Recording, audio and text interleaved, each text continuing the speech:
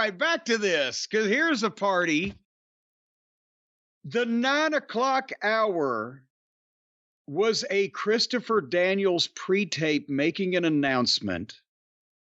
Oh my God. Followed by Hook and Samoa Joe attacking the same jobbers that they beat up in the pre-tape on the stage with Shapoopy running the camera.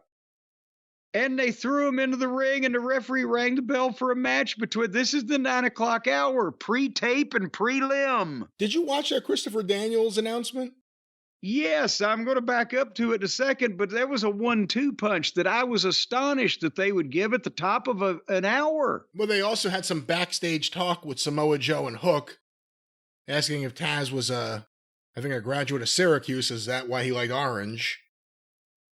So they're telling jokes now in these backstage segments right before they attack and mug the heel undercard job crew. But Daniels made the announcement in his capacity as an announcement maker. Did you hear how he started it? Oh, yeah. What was the Here's what he I said. didn't write the exact words down. Here's what he said. And again, this is the interim executive vice president. All of a sudden he turns around and he goes, "Hey guys, I'm back." Yeah, that's his announcement. Because that's what Jack Tunney would say. "I'm back. And here's what I have to say. I'm back. I'm back from what? From the earlier segment?" Well, yeah, well, and unfortunately, that's what he's probably referring to is like, I'm back out here again. And his way, he was trying to convey, or some amateur producer was telling him to try to convey that, well, I'm back with more big news, but it was just so awkwardly the way it was said. And if the announcers say we're going to pitch to him, not pitch to him cold, in other words, where let's go to the back now with Chris Daniels, but ask him some type of question that required some interaction, then it would have been easier for him to say something effective. Well, guys, my work tonight is not over with, because in addition to what we were just talking about out there before, but it's just so fucking awkward, because they probably did it at 5 o'clock in the afternoon as a pre-tape. They didn't know what the fuck was going on. But anyway, he announced that next week, Cody and Maddie and Nikki will wrestle in Eliminator matches for title shots for their opponents. If the people that they wrestle next week beat them next week, then they get the opportunity to wrestle them again and beat them again. And all seconds and managers and flunkies and cohorts and henchmen and stooges, did I mention that, are barred from ringside, because we can do that in some of the matches, just not all of the matches. But it's our fault when it happens in the matches that we don't do it in, because we've established that we do it sometimes. And that was the 9 o'clock hour. And then here came Hook and Joe. So the Eliminator matches, what the fuck? They're just going to... And Daniels is just trying to passionately say the crap he has to say. Yes, that's why I'm saying you don't know whether he's sucking at it or whether it's the shit he has to say, because... Hey guys, I'm back. Come on, what the hell is that? Hey guys, I'm back. They're going to... Well, now, Tony, in all fairness, Tony Khan quit saying, thanks, guys. So guys is kind of open. But they're going to have matches next week against people that they're going to beat, because then they're going to be wrestling on the pay-per-view. And we won't have interference. And they're still going to beat them. The most counterproductive word in AEW is eliminator. The eliminator matches is such a bad concept to say out loud too often. Who is it eliminating? If these people lose when they wrestle the champions in non-title matches, does that mean that they never ever can get title matches? Would they have ever gotten a title match anyway? Or do they still continue sometimes to get title matches? It does go to the bigger question. Like in Japan, a title match is a big deal. There may be just a few title matches. You know what I mean? Like you have to work up to it. The guys may be in tag matches or there may be non-title matches, I guess. But in America, traditionally, you don't have that. The champion would wrestle every night. But in AEW, the champion, you'll see him wrestle and the title's not on the line because of these Eliminator matches. It's just it's like a geek thought. Well, but that now doesn't hold work on. in application. Well, but now some people will be confused about what you said because in the old days in America, the tradition was the champion worked every night, but you didn't know he was working. Everybody didn't know everywhere the champion was working. They didn't, like we know now and take for granted that everybody would know that the NWA champion defended 300 days a year, or whatever the fuck it was. They've seen the schedules for Flair and Race or whatever. But what the fans knew at that point was that even though the NWA champion was in the magazines, he was wrestling this guy in this town and that guy in that town. He only came to my town every great so often, unless it was one of the St. Louis or a major NWA city. And so you didn't, in the WWF, it was the same way on a smaller basis. Is they might have known, yes, he's defending in Boston and Philly and New York and maybe Baltimore, but they didn't know about Providence and New Haven and et cetera, et cetera.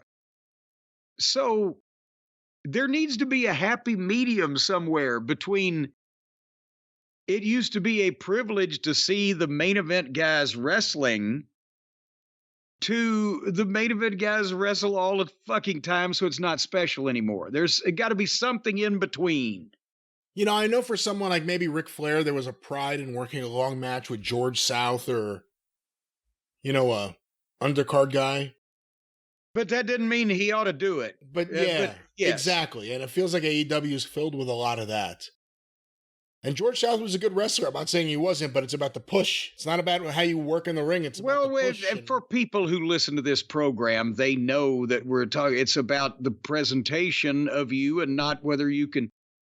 Would the guy who replaced Steve Perry in Journey would they have had all those hits if he'd have been the original guy? No, he sounds like it's presentation and timing and spot as well as talent.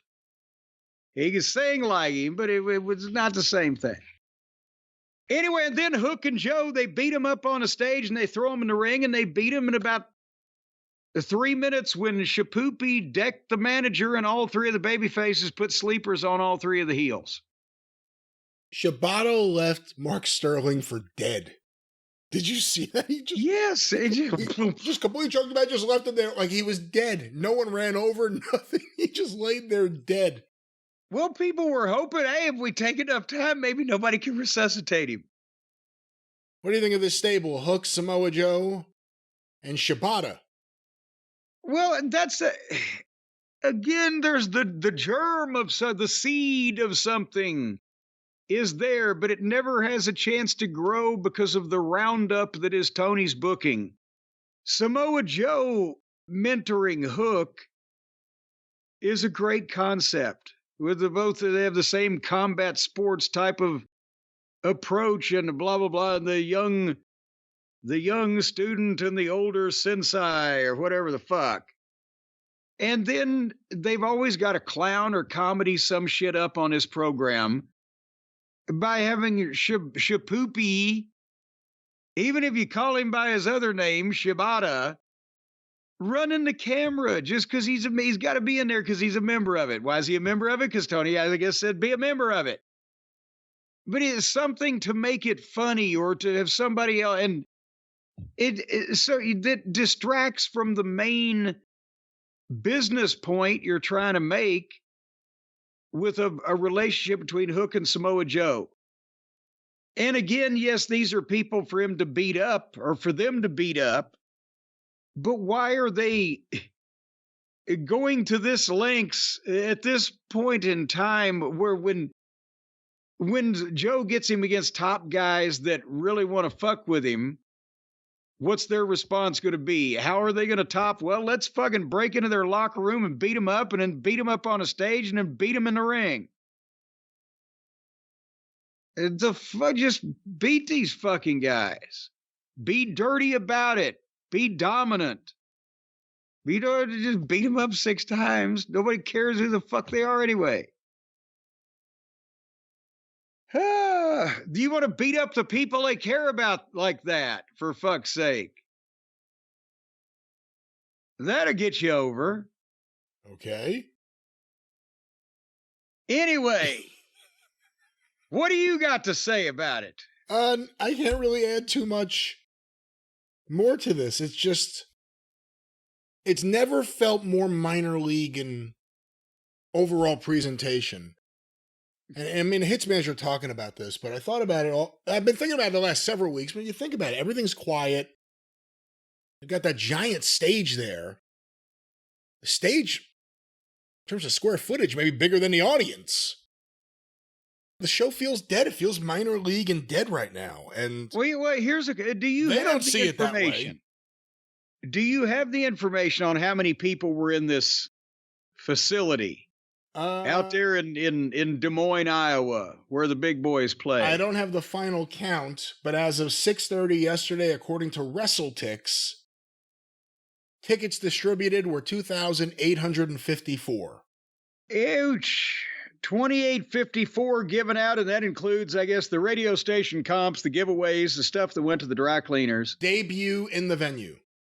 And potentially Swan Song. Oh no, it was the other building they didn't like. Maybe they didn't like this one either. Do you think Kosha said fuck you to Iowa? Who said let's do a big tour of Iowa?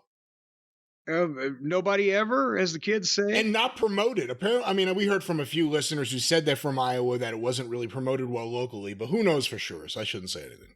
Well, how do you get that? They told every cow in town. And then some guy ran by chasing the cow, trying to throw a rope around it. How do you get the word out in Iowa? You pass around all the seed could have been imprinted with a poster. All the corn seed could have been imprinted with the lineup of an ear. If you had a microscope, you could see it. Come to AEW. I mean, the big question is, how the hell do we get out of this specific segment, the 9 o'clock hour or whatever this is? Well, I'll tell you what we do. We move forward.